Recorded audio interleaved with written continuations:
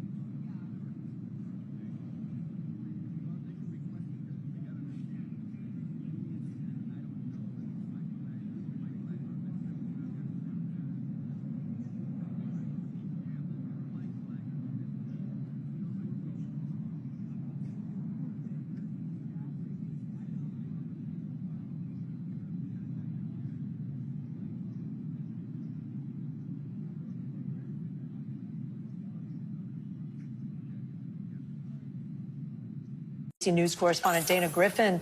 So Dana, do we know why this hearing from December for December was rescheduled, and what else happened in court today? We do. The judge said that he needs more time to go through several boxes of information that are still coming into his office. He also acknowledged that new DA that gets sworn in on December 2nd. He said it's only fair that the DA also get time to review this information. So the new court dates are now January 30th and January 31st. One thing the judge did allow today was testimony from two witnesses. We heard from the eldest sister of Kitty Menendez, Joan Vandermolen. We also heard from the sister of Jose Menendez. Her name is Teresita Baralt. They both are in favor of having the brothers released, saying that they've served enough time and that what the boys endured was unimaginable. Even Kitty's sister says that she couldn't believe that her sister allowed this to go on. At least she believes she allowed it to go on because she never did anything about it. The big disappointment today, we were expecting to hear or see Eric and Lyle Menendez on webcam. That did not happen today because of technical issues, some with the WebEx program at the jail. The attorney actually called the jail trying to get it worked out. We did hear from the brothers. We're not sure which one spoke, but there was a point where the defense attorney asked if they could hear or if they were on.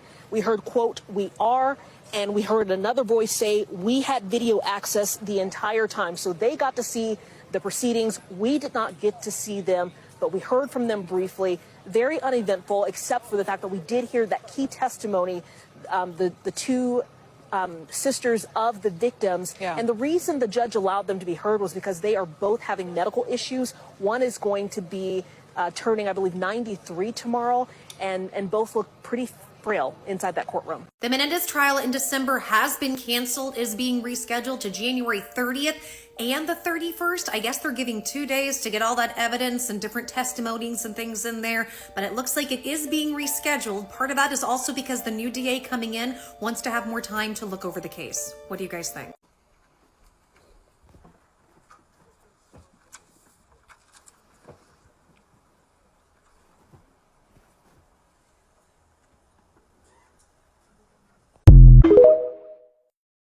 Mario Ramirez is live in Van Nuys with more on today's hearing. Mario.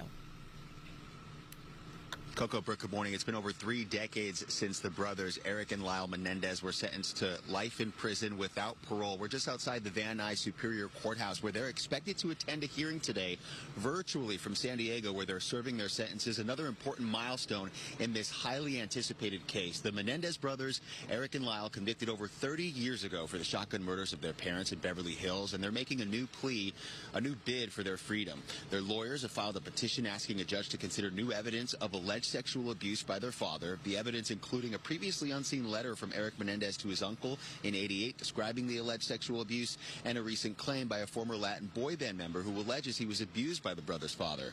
Outgoing LA County District Attorney George Gascon announcing his recommendation last month. The brothers be resentenced after an investigation into the new evidence. The governor's office said it would wait until District Attorney-elect Nathan Hochman reviews the case after being sworn in December 2nd before deciding whether or not to grant clemency, one of the scenarios which could grant the brothers freedom. Now, defense attorney Mark Garagos says he'll ask the judge during the hearing to resentence the brothers on the lesser charge of voluntary manslaughter.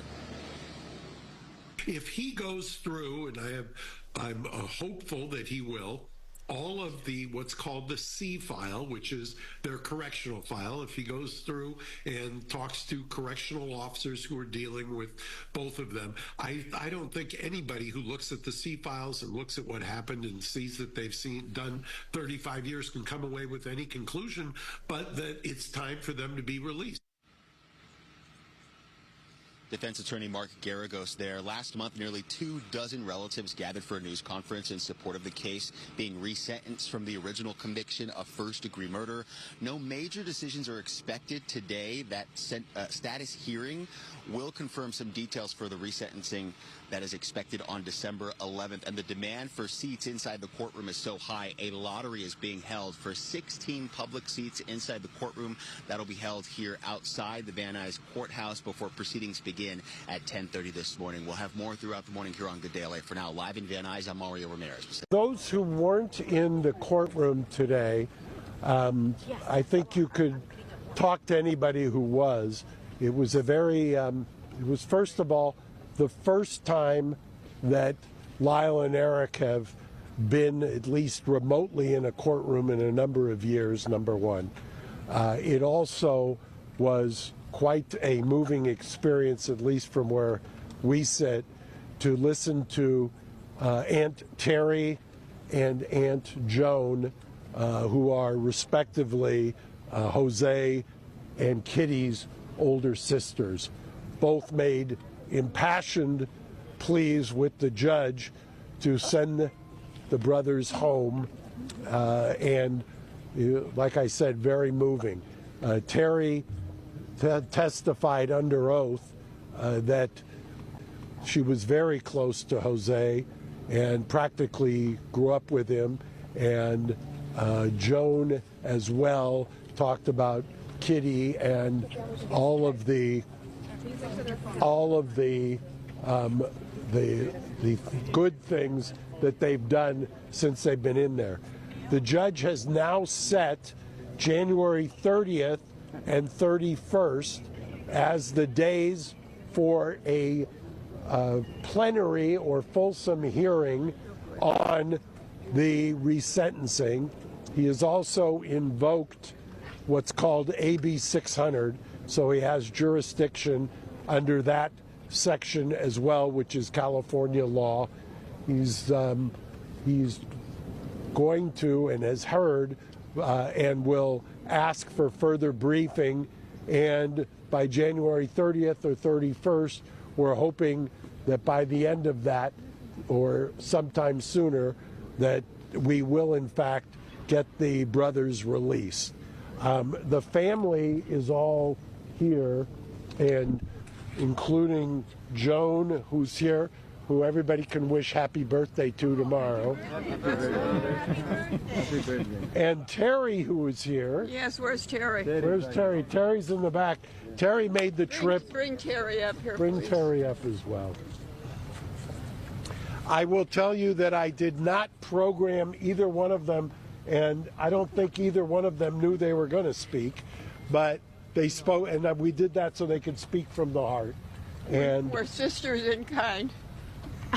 yes, and you can tell them you want them home. I do want them home. They should never have been in such situations as presented themselves. What can a kid do when his father's... Oh, I can't stand it. 35 years is a long time, I think. It's time, yeah. Okay, thank you. Thank you. I'm going to... Hey guys, so Eric and Lyle appeared today in court for the first time in a very long time, and they were appearing in front of a judge to do a possible resentencing per the current DA, wanting them to do a resentencing, really saying if everyone is in agreement, they should be out today. They've served their time, right? Now, here's the little hiccup. This is getting pushed back to January 30th and January 31st of 2025. So for everyone who was hoping they would be out before Christmas, that's not going to happen. The current DA will be stepping down, and the new DA who they elected will be sworn in on December 2nd. So as we move into the new year, the judge who is sorting through their resentencing has 17 boxes full of evidence from the first and the second trial that the judge has to sort through and go through. The new DA has to also still be on board with this, and then of course they have to go up against the state too. So we will see what happens. Is it possible at the end of January maybe they get granted the resentence? Maybe. It's very possible that gets prolonged even further, but as of right now, the Menendez brothers will not be home for the holiday, but maybe in the very early of next year. So that's your update. So the Menendez resentencing date has been rescheduled to January 30th and 31st. This is a good sign. A lot of people are reporting that it was denied by the judge. No, it was rescheduled. And it was given 2 days. So, I mean, they're planning on hearing some things. And realistically, I think this is the best outcome, because if anything was quick, it was going to be a denial. If they were able to just get in front of the judge December 11th, most likely it would be a denial. The fact that they're spreading it out across 2 days and giving a couple more months to prepare is a good sign. So we'll see what happens. I know it's disappointing. They're not going to get out before Christmas. So we'll have to see what comes out as an official statement from their attorney, from the DA.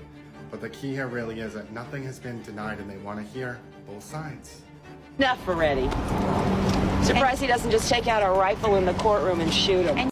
Will the Menendez brothers be freed today? Attorneys for defendants Eric and Lyle Menendez will ask a judge to reconsider the convictions of those brothers in what's called a status conference hearing today. The brothers serving life sentences without the possibility of parole for the 1989 murders of their parents, Jose and Kitty Menendez. So what we want to know this morning, there are 3 paths to freedom, really, for the brothers. So let's see how successful today's path could really be, right? So look at these on your screen. It's clemency from the governor, We know there's also a resentencing hearing scheduled for December 11th, and we've got a habeas corpus petition hearing set to happen today. So taking these in turn, California Governor Gavin Newsom declined to grant the brothers' clemency petition. He's deferring to the brand new DA of Los Angeles County, Nathan Hochman, who spoke about the possibility of recommending resentencing to the court. He talked to Court TV about that. Let's listen. The way resentencing works is that on December 11th, there'll be a hearing. If I'm ready to proceed and have done that extensive factual and legal review, we'll proceed. If not, I might ask for some additional time, but I've got 34 years of criminal justice experience. Now, besides clemency and resentencing, the third option for potential freedom is a habeas corpus petition, filed last year, actually, asking for a review of some brand new evidence that was not presented at trial. So that's what's going to be discussed today at the hearing that's set for 1:30 p.m. Eastern Time. The brothers are going to be there virtually. They won't be there in person. No cameras are being allowed in the courtroom, but we do have someone from Court TV who's going to be inside the courtroom watching everything that happens for us and reporting back on the details. So will be an interesting day. Now, we have assembled a panel of sensational prosecutors to talk about this. I want to bring them in right now. Let's welcome in former prosecuting attorney. He's in the private sector practicing right now. He's also the Speaker pro tem in the House in South Carolina, Tommy Pope. And want to welcome in his colleague. They worked together putting away Susan Smith. You just saw him on TV last week, the current solicitor for the 16th Judicial Circuit of South Carolina, attorney Kevin Brackett. Kevin, great to have you on Opening Statements. Welcome. And I'm so glad I have you with Tommy. You two are sensational lawyers and sensational prosecutors. Your service has been tremendous in South Carolina, both of you.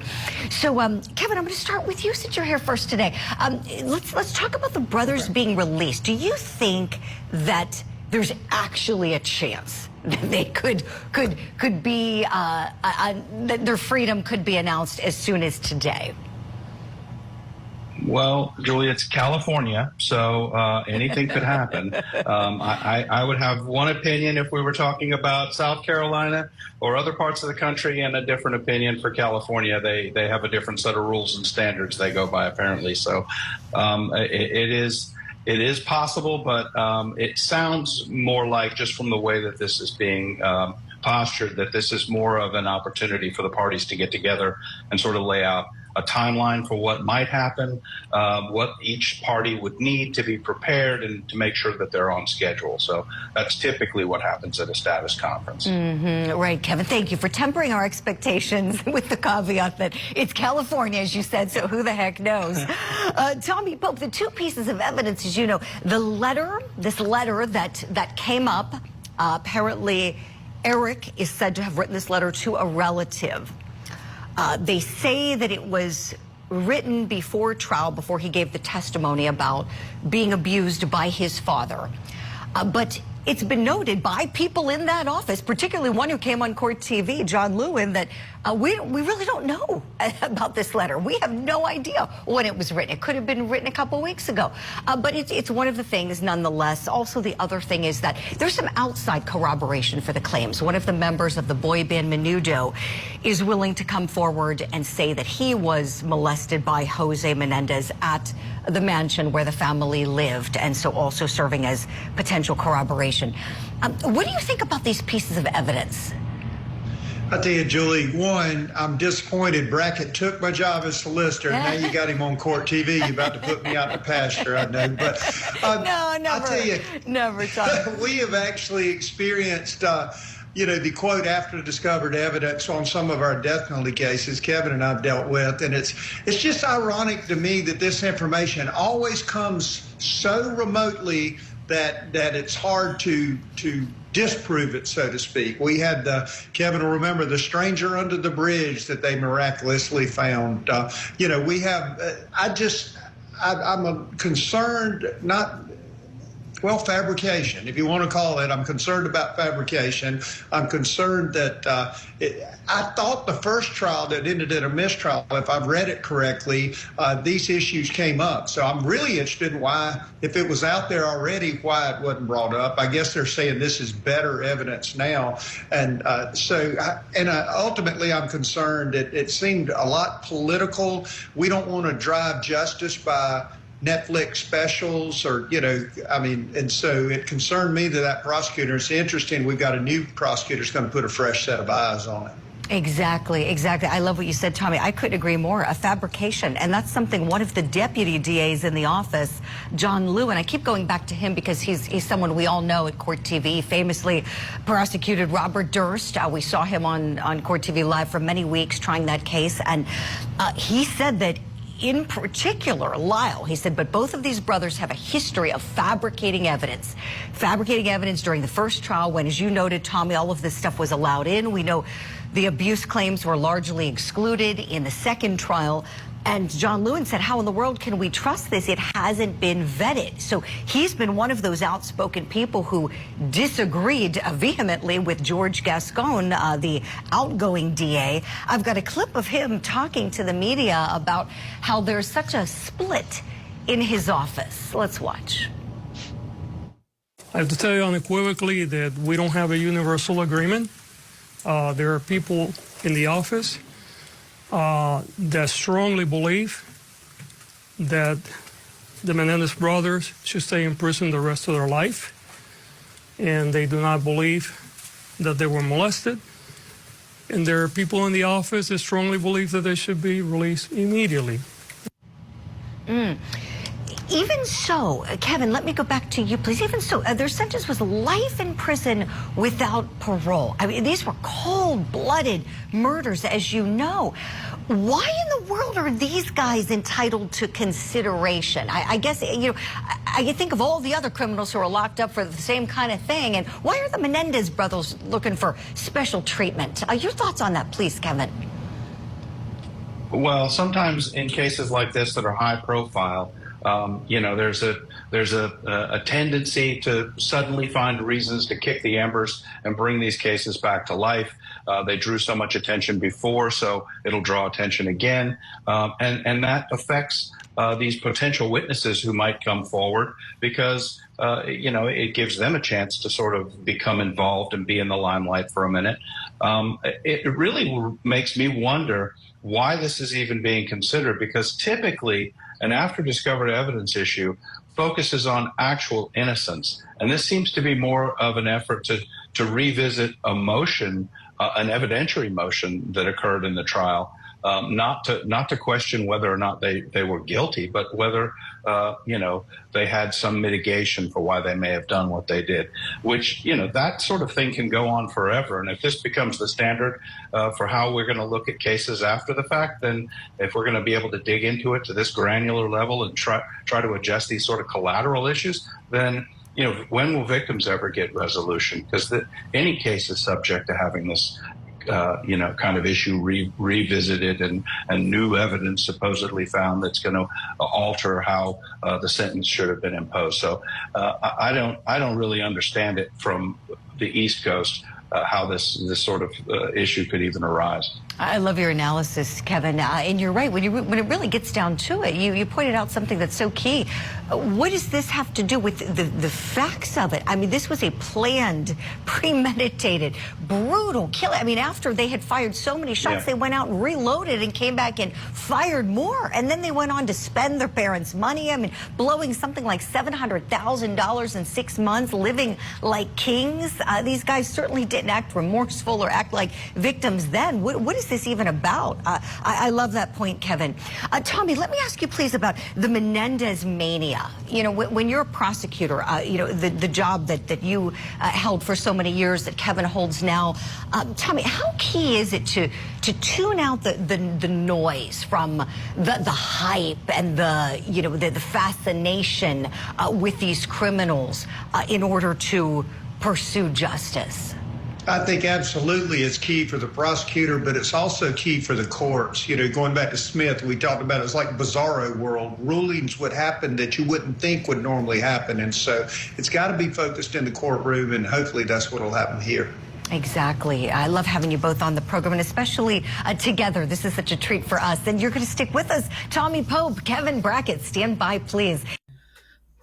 In 1989, on a hot summer day, Lyle, 21, and Eric, 18, shot their parents multiple times with a 12-gauge shotgun in their Beverly Hills home. Jose was shot at a close range, and Kitty was shot while trying to flee their Beverly Hills home. The brothers were caught because they were spending egregious amounts of money, and it was like they weren't even mourning. They were just driving new cars and all that stuff. Right? So as everything progressed, they got arrested and they went to court. Right? So they went on trial twice. They went on a pre-trial in 1992, and then they went to trial in 1994. So basically, they were just arguing that Lyle and Eric killed their parents for their wealth, basically their dad's wealth, right? Because they wanted money. And in 1996, the jury found them guilty of first-degree murder after a 5-day deliberation. Whew. And that's when they got life in prison. And today, well, they it said they would had a resentencing October 7th or something like that to this year. But I guess that didn't happen. And then so they had a resentencing today. And they treated it like a spectacle. People had to line up in the courthouse early because there was only 16 public seats to win the lottery to get into that courtroom to hear everything. And the media couldn't even get in. Yo, crazy, right? Crazy. They just turned this whole thing into a media circus. You know, I guess because the media brought it up, or they said somebody wrote a letter saying that they were molested by their dad, or the person was molested by their dad. I don't know. And then in the file it said that their mother knew they were getting molested, but she did nothing about it. Honestly, from the court documents, it didn't really seem like they were. They were just two rich boys. Really. They lived a good life. Parents loved them. But they're not the only rich kids to kill their parents for money. But we'll see how it goes. If they get out, then I'm happy for them. If they don't, yahoo, right? But this is a big story, and I will be updating when they get out or they don't. And for their aunts, that's on the dad side, I hope they get what they want, or the brother on the dad side gets what he wants. All right, YouTube, have a great day.